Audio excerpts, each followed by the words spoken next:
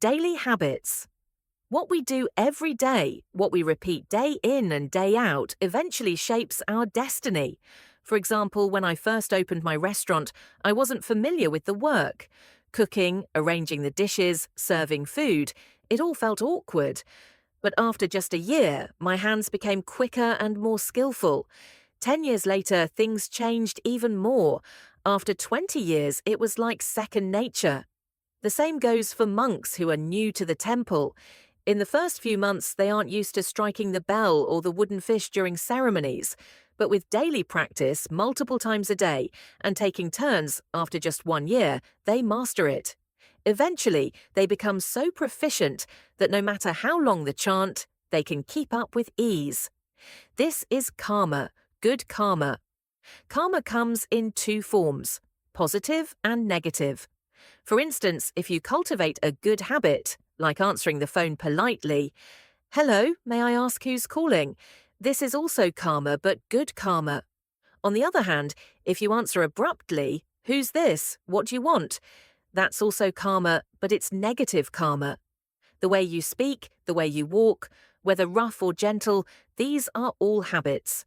Good habits form positive karma, while bad habits create negative karma. So each of us must create our own good karma. We should remember that in this life, there's no higher power that bestows blessings or misfortunes upon us. Everything depends on how we live, and how we live is our karma. Life circumstances. Everyone has different lifestyles and living conditions. Depending on each person's karma and destiny, we find ourselves in different situations. Finding ourselves in these situations doesn't mean someone pushed us into them. It's because we choose to live that way. We attract those circumstances. For example, some people, due to their karma, live in poverty and difficult, dirty conditions. Yet there are others who live in comfort with well-equipped homes, but have a bad habit. They live in a mess. They have plenty of water, but don't like to keep things clean. They prefer chaos.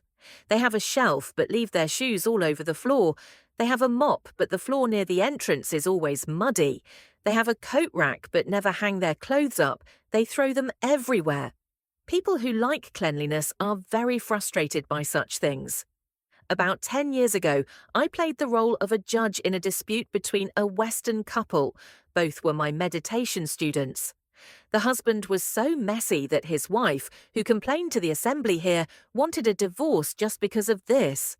He would stand in one spot, change his clothes for work, and then leave, without putting the dirty clothes in the basket right next to him. Meaning he'd drop his pants and walk out, leaving them there.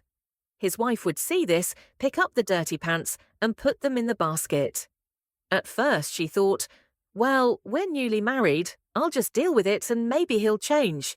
She tried to endure it, but in the end she couldn't. And it wasn't just about the clothes.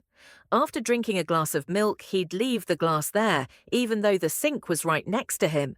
He couldn't even put the glass in the sink. He would leave a mess everywhere, from inside to outside, left to right.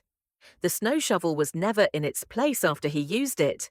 Every time he shoveled snow, it would end up in a different spot, so his wife would spend a lot of time looking for it.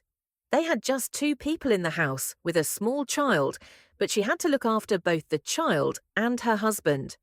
That's all it took. You see, don't you? Not everyone finds themselves in a good situation. Some people are so poor and desperate that their homes are messy. That's their karma, understandable. But many people live in a good environment, yet don't make use of it. Sometimes circumstances allow, but we don't take advantage of it. We might have a peaceful family, but we aren't happy. When life gets too comfortable, people often develop bad habits and start thinking about nonsense. Why, when you have good circumstances, don't you enjoy them? Why have blessings but not know how to use them? So why not live differently? Why not embrace the good karma you can create every day? Remember, there's no higher power deciding your fate. It's all in how you live, the habits you form, and the karma you build. This is your life. Shape it wisely. Thank you for watching. If you found value in this message, subscribe and join us as we explore more ways to build a life filled with positive karma.